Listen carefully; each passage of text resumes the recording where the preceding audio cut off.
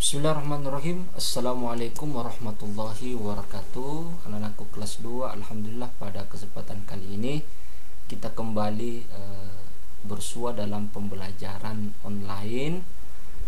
Dan pada kesempatan kali ini kita akan membahas tentang tata cara memandikan jenazah.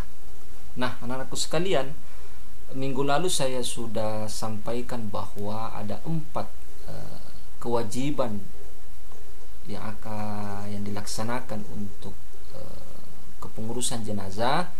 Yang pertama adalah memandikan, yang kedua adalah mengkafani, yang ketiga adalah mensolati, dan terakhir adalah menguburkan.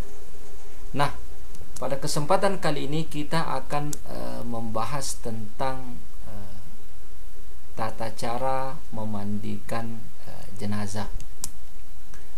Nah, anak-anakku sekalian, adapun syarat dan kewajiban memandikan jenazah, yang pertama adalah jenazah itu syaratnya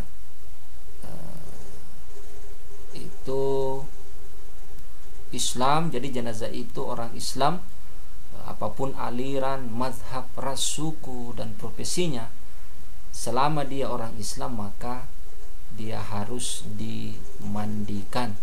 Jadi saya ulangi anak-anakku sekalian, jenazah itu apabila beragama Islam, siapapun dia, apapun alirannya, mazhabnya, sukunya, rasnya, ataupun profesinya, maka wajib untuk dimandikan. Kemudian yang kedua, didapati tubuhnya walaupun sedikit. Nah, maksudnya adalah misalnya ada mayat itu ketika dia meninggal dalam keadaan tidak lengkap misalnya. Contohnya ada pernah terjadi itu beberapa kali dalam kecelakaan pesawat ya.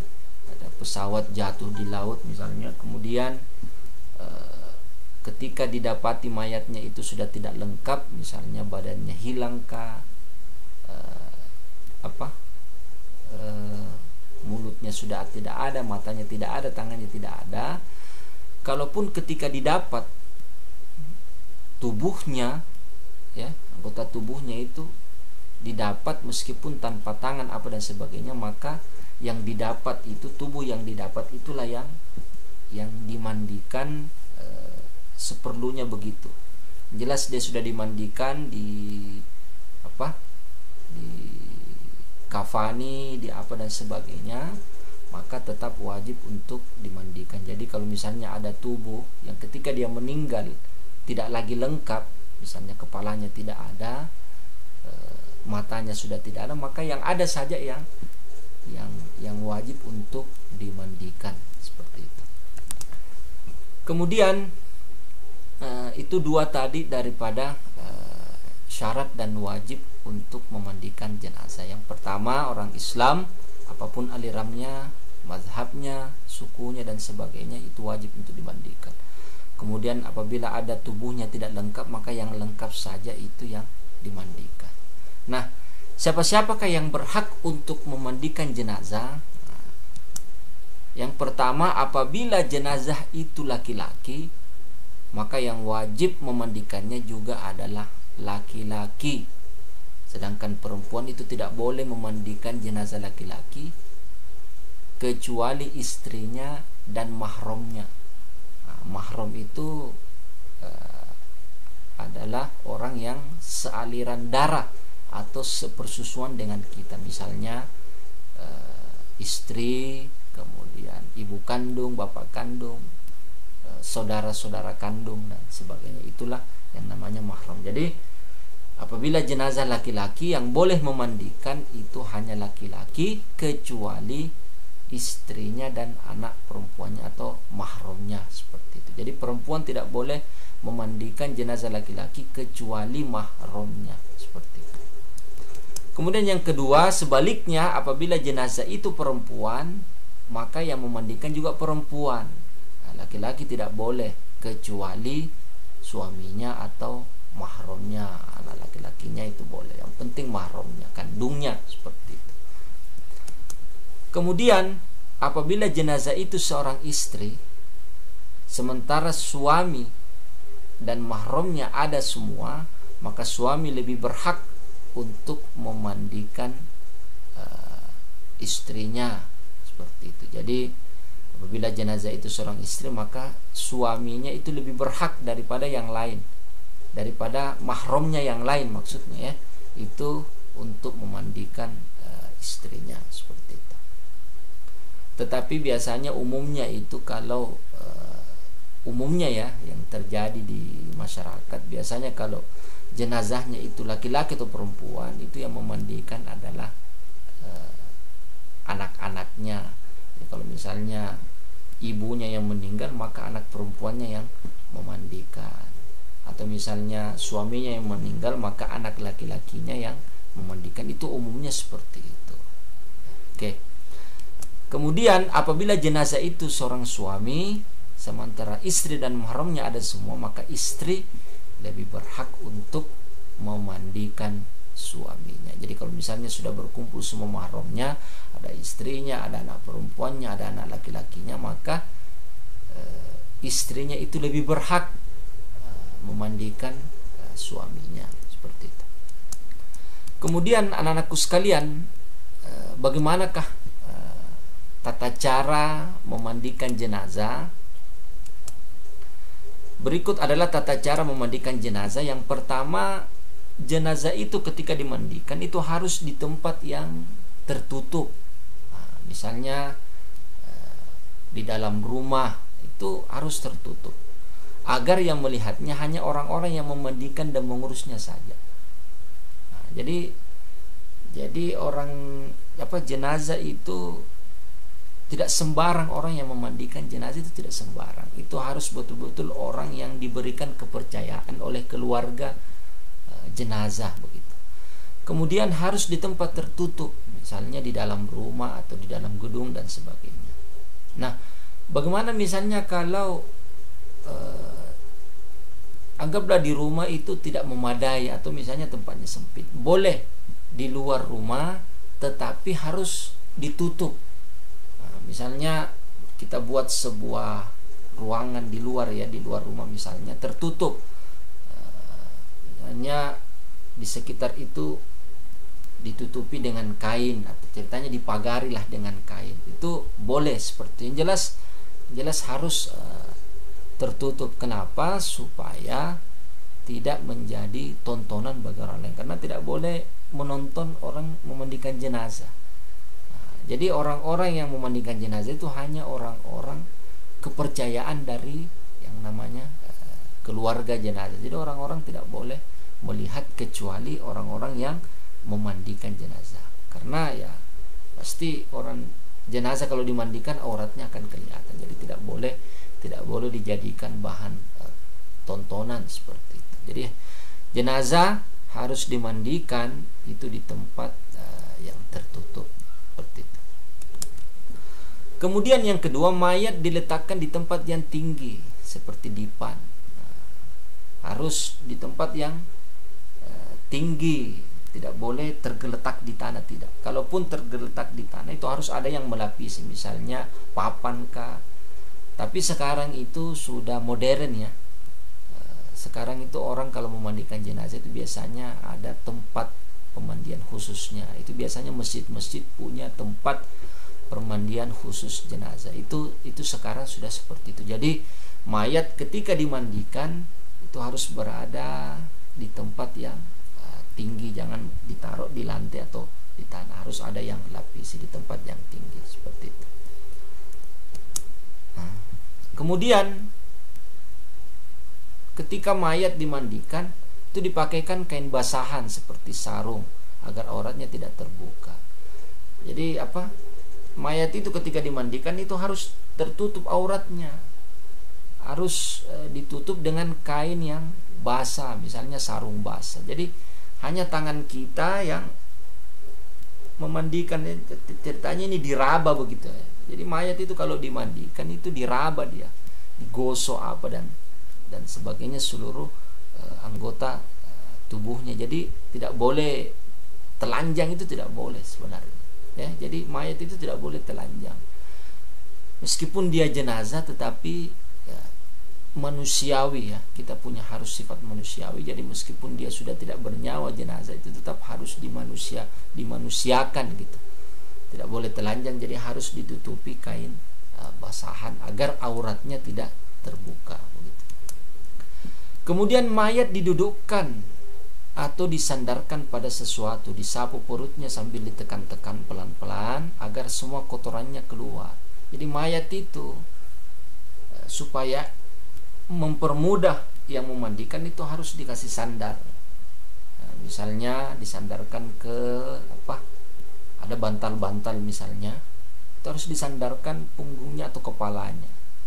Jadi kemudian setelah itu dibersihkan pelan-pelan, dibersihkan pada bagian mukanya kah, lehernya, perutnya, seperti itu. Ditekan perutnya agar kotorannya keluar dari dua jalan, misalnya dari depan itu dari kelaminnya, kemudian yang di belakang itu dari duburnya. Jadi ditekan perutnya agar semua kotorannya itu keluar, karena mayat itu semuanya harus bersih ya.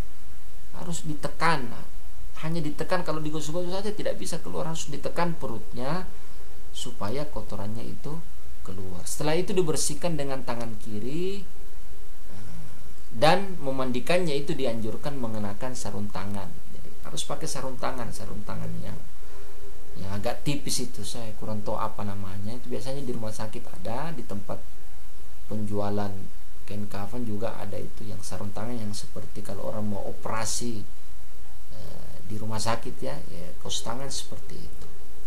Nah, itu biasanya anak perawat tahu itu. Kemudian dalam hal ini boleh memakai wangi-wangian agar tidak terganggu bau kotoran si mayat. Jadi biasanya itu wangi-wangian itu ya biasanya kapur-kapur barus ya. Karena yang namanya mayat itu pasti mengeluarkan bau. Apalagi kotorannya itu pasti bau. Nah, yang namanya kotoran itu pasti berbau. Jadi silakan memakai wangi-wangian agar tidak terganggu bau kotoran dari si mayat. Kemudian setelah itu mengganti sarung tangan dengan membersihkan mulut dan gigi si mayat. Jadi sarung tangan itu ya setelah dibersihkan semua perutnya, kakinya, selangkangannya, kelaminnya, apa semua. Ketika kita berada di bagian muka, itu sarung tangan itu tidak boleh lagi digunakan karena kan pasti sudah kotor. Harus diganti, dibersihkan mulutnya, kemudian giginya juga dibersihkan si mayat itu. Ya layaknya seperti orang mandi. Kalau kalian mandi kan pasti membersihkan seluruh anggota badan kan ya. Begitu pula dengan si mayat juga harus dibersihkan seperti itu. Kemudian mayat itu harus dibersihkan semua kotorannya, najisnya itu harus dibersihkan. Misalnya tainya ya, istinjaknya lah ceritanya, itu harus dibersihkan semua najis-najisnya, misalnya kencingnya apa semua itu kan pasti keluar, kalau ditekan perut pasti keluar. Jadi itu semuanya harus betul-betul dibersihkan, khususnya yang ada lubang-lubangnya, misalnya lubang hidung, mulut, telinga, apa namanya yang di tengah itu, pusarnya, kemudian kelaminnya, duburnya, itu semuanya harus dibersihkan ya. Jadi tangan kita ini kita pakai alat, misalnya kalau di hidungnya kan kita pakai biasanya itu tustel yang tusuk telinga itu kita dibersihkan, kita kasih masuk itu tustel di hidungnya, kita bersihkan semua kotor. Jadi mayat itu bersih begitu, suci. Jadi memandikan mayat itu tidak boleh setengah-setengah, harus betul-betul bersih, harus betul-betul suci dari hadas besar dan hadas kecil. Coba bayangkan kalau Anda mandi kemudian tidak bersih, kan pasti bagaimana mandinya seperti itu. Jadi orang mayat pun harus seperti itu, jenazah pun harus betul-betul dibersihkan, tidak satu pun ada kotoran yang tertinggal, betul-betul dibersihkan. Makanya orang-orang yang memandikan mayat itu tidak boleh orang sembarangan, harus betul-betul orang yang dipercaya dan punya pengalaman memandikan jenazah seperti itu. Saya juga pernahlah sekali memandikan mayat ya. Waktu itu ada bapaknya teman saya itu meninggal, kebetulan saya dipercaya untuk memandikan mayat, masuklah juga dari tim untuk memandikan jenazah. Saya punya pengalaman menarik lah dalam memandikan jenazah. Jadi jenazah itu harus betul-betul bersih dari hadas besar maupun bersih dari hadas kecil, seperti itu. Kemudian setelah itu dimandikan apa dan sebagainya, itu diwudukkan. Jadi mayat juga harus diwudukkan. Ya, seperti layaknya kita ketika mau sholat, ketika mau mandi wajib kan berwudu. Jadi harus diwuduk. Ya, dari dibasuh tangannya, seluruh badannya, kepalanya, mukanya dan sebagainya. Jadi harus diwudukkan. Kemudian disunahkan membasuh 3 sampai 5 kali. Jadi dibasuhlah mayat itu 3 sampai 5 kali. Kemudian air memandikan mayat sebaiknya itu dingin. Ya. Jadi mayat itu harus sebaiknya, ya tidak wajib, sebaiknya airnya itu dingin, kecuali udara sangat dingin atau terdapat kotoran yang sulit dihilangkan, maka boleh menggunakan air hangat. Jadi afdolnya itu mayat ketika dimandikan itu memakai air dingin dan harus terhindar dari kotoran. Misalnya air itu kan biasanya kalau kita kasih masuk di ember, kemudian air itu bermalam, kan biasanya sudah ada debunya. Jangan memakai air seperti itu. Makanya afdolnya orang memandikan mayat itu tidak boleh jauh dari sumber air. Misalnya pakai keran, ya. Jadi air barulah ceritanya. Jadi kita pasang ember, kita hidupkan keran, kemudian airnya turun ke ember. Ceritanya air baru, bukan air yang bermalam. Karena air bermalam itu air yang tinggal, ya, itu ditakutkan berdebu atau ada jenisnya najis itu tidak boleh seperti itu. Jadi afdolnya mayat itu kita harus memandikannya itu jangan jauh dari keran, jangan jauh dari sumur, jangan jauh dari sumber air, dan diafdolkan memakai air yang dingin supaya segar, ya, seperti itu. Kecuali kalau tidak ada lagi air bersih, sulit mendapatkan air yang bersih dan dingin, maka boleh menggunakan air hangat seperti itu. Oke, anak-anakku sekalian, saya pikir cukup sekian, ya, pemaparan kita mengenai memandikan mayat, memandikan jenazah. Saya kira garis besarnya lah seperti itu. Untuk lebih bagusnya lagi silahkan Anda cari di YouTube, ya. Video-video di YouTube itu banyak menjelaskan tentang tata cara memandikan mayat. Saya hanya menjelaskan kira-kira garis-garis besar daripada tata cara memandikan mayat. Anak-anakku sekalian, saya ingin memberikan tugas, yakni buatlah rangkuman, silahkan ditulis tadi itu kewajiban, syarat dan tata cara daripada memandikan mayat gitu. Jadi silahkan ditulis di buku tulis kalian, kemudian setelah itu difoto dan dikirim ke nomor WA saya. Itu tugas yang pertama. Tugas yang kedua adalah setiap dari kalian itu silahkan mengajukan 1 pertanyaan seputar tentang tata cara memandikan mayat. Silahkan pertanyaan kalian itu sampaikan atau dalam voice note, ya, sampaikan ke saya. Insya Allah saya akan menjawabnya. Jadi ada 2 tugas. Pertama, tulislah materi tata cara memandikan mayat itu di dalam buku tulis Anda. Silahkan difoto kemudian dikirim ke WA saya. Kemudian tugas yang kedua adalah silahkan buat 1 pertanyaan setiap dari kalian tentang tata cara memandikan jenazah. 2 tugas ini silahkan Anda kirim ke nomor WA saya paling lambat hari ini pukul 18.00 atau sebelum kumandang azan maghrib. Terima kasih anak-anakku sekalian atas kesempatan hari ini. tetap semangat, tetap berdoa, tetap beribadah. Stay at home. Wassalamualaikum warahmatullahi wabarakatuh.